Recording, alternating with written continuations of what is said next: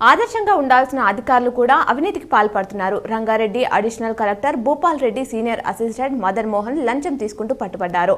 ధరణిలో నిషేధిత జాబితా నుంచి భూమిని తొలగించేందుకు ఓ రైతు నుంచి రూపాయలు 8 లక్షలు డిమాండ్ చేశారు. లంచం తీసుకుంటుండగా ఏసీపీ అధికారులు రెడ్ హ్యాండెడ్ గా పట్టుకున్నారు. వారిని అరెస్ట్ చేశారు. తెలంగాణలోని పలు ప్రభుత్వ సంక్షేమ వసతి గృహాల్లో ఏసీపీ అధికారులు తనిఖీలు చేస్తున్నారు. తప్పుడు బిల్లులతో అక్రమాలు జరుగుతున్నాయనే ఆరోపణల నేపథ్యంలో తెల్లవారుజాము నుంచి హాస్టళ్లలో విస్తృతంగా సోదాలు చేస్తున్నారు.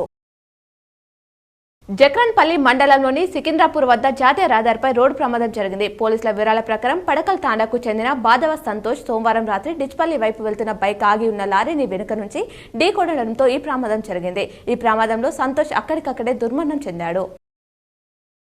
రాష్ట్రంలోని ప్రభుత్వ పాఠశాలల్లో 8వ తరగతి చదివే విద్యార్థులు national means come merit scholarship scheme పరీక్షకు దరఖాస్తు చేసుకునేందుకు సెప్టెంబర్ 11 వరకు అవకాశం ఉంది. ఈ విషయాన్ని ప్రభుత్వ పరీక్షల విభాగం సంచాలకుడు ఏ కృష్ణారావు తెలిపారు.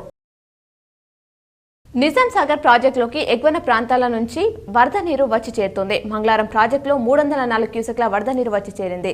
ప్రాజెక్టు పూర్తిస్థాయి నీటి మట్టం 1405 అడుగులు కాగా ప్రస్తుతం 1390.10 అడుగులు నీరు నిల్వ ఉన్నట్లు నీటిపారుదల శాఖ ఏఈ శివప్రసాద్ తెలిపారు. ఎస్సీ వర్గీకరణ సుప్రీంకోర్టు తీర్పు అనంతరం మొదటిసారి హైదరాబాద్కు విచ్చేసిన ఎంఆర్పీఎస్ వ్యవస్థాపక అధ్యక్షుడు మందకృష్ణ మాదిగకి స్వాగతం పలకడానికి నిజామాబాద్ జిల్లా ఎంఆర్పీఎస్ నాయకులు హైదరాబాద్ తరలి వెళ్లారు. నిజామాబాద్ నగరంలోని కోటగిరి ఎస్సీ వసతి గృహంలో మంగళవారం ఏసీబీ అధికారులు సోదాలు చేస్తున్నారు. వసతి గృహంలో తప్పుడు బిల్లులతో ప్రజాధనం దుర్వినియోగం చేశారని ఆరోపణలు రావడంతో ఏసీబీ అధికారులు తనిఖీలు చేస్తున్నట్లు తెలిపారు.